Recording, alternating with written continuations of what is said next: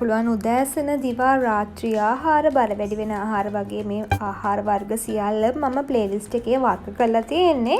අම්මලට ඉතා පහසුවෙන් හොයාගන්න පුළුවන්. ඒක නිසා අම්මලට ප්ලේලිස්ට් එකට ගියොත් මේ සියල්ලම බලා ගන්න පුළුවන්. ඒ වගේම මගේ channel එක subscribe කරලා මම බබාලට කෑම හදපු ගමන් දැනගන්න bell icon එක click කරන්න කියලා අම්මලගෙන් ආදරයෙන් ඉල්ලීමක් කරනවා. ආයුබෝවන් සුබ දවසක්.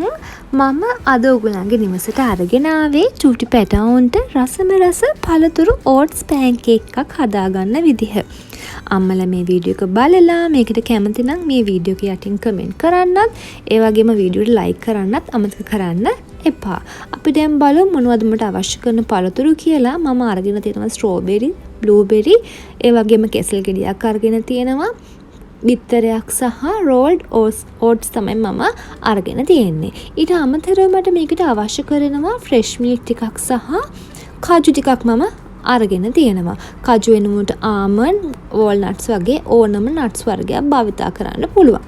මම මුලින්ම රෝල්ඩ් ඕට්ස් වලට එකතු කරගන්නවා ස්ට්‍රෝබෙරි ටිකක්. ස්ට්‍රෝබෙරි මම කපලා එකතු කරගත්තේ. ඒ වගේම කපාගත්ත බ්ලූබෙරි ටිකක්. කෙසල් ගෙඩියත් මම පොඩි පොඩි කෑලි වලට කපලා මේ විදියට එකතු කර ගන්නවා. ඊට පස්සේ මම බිත්තරේ හොඳට ගසාගෙන බිත්තරයත් මේකටම එකතු කර ගත්තා. ඊට පස්සේ මම ෆ්‍රෙෂ් මිල්ක් එකතු කර ගන්නවා. ෆ්‍රෙෂ් මිල්ක් දෙන්න පුළුවන් අවුරුද්දට වැඩි බබාලට. ෆ්‍රෙෂ් මිල්ක් වෙනුවට ෆෝමියුලා මිල්ක් උනත් පොල් කිරි උනත් එකතු කර ගන්න පුළුවන්. ඊට පස්සේ මම බැදගත්ත කජු ටිකක් එකතු කර ගන්නවා. මම කලින් කිව්වා වගේම අම්මලාට කජු වෙනුවට ආමන්ඩ්, වෝල්නට්ස් වගේ ඕනම නට්ස් පාර්ක් එකතු කර ගන්න පුළුවන්.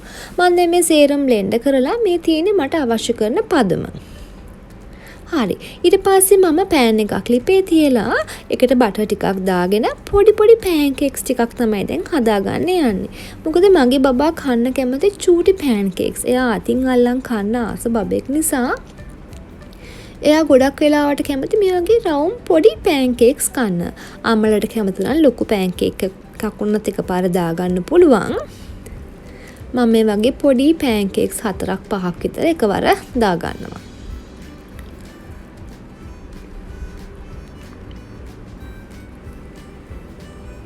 ඊට පස්සේ මම ටික වෙලාවක් මද ගින්නේ මේක තියාගෙන වහලා එක පැත්තක් තම්බෙනකම් තියලා තියෙනවා. ඊට පස්සේ එක පැත්තක් තැම්බුණාට පස්සේ මං හිමීට අනිත් පැත්තත් තම්බ ගන්නයි හදන්නේ මෙන්න මේ විදිහට.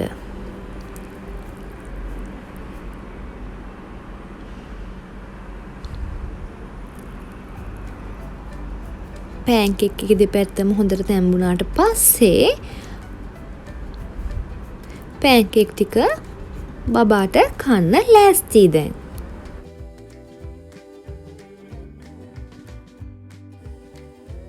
හරිම ලේසියෙන් හදාගන්න පුළුවන් පැන්කේක් එකක් තමයි මේ පැන්කේක් එක. ඒ වගේම හරිම ගුණයි, ඒ වගේම රසයි. අම්මලාත් මේක බබාලට හදලා දීලා බලන්න. ඉතින් එහෙනම් තවත් දවසක මේ වගේම රසවත් රෙසිපි එකක් අරන් එනකන් හැමෝටම සුබ දවසක්.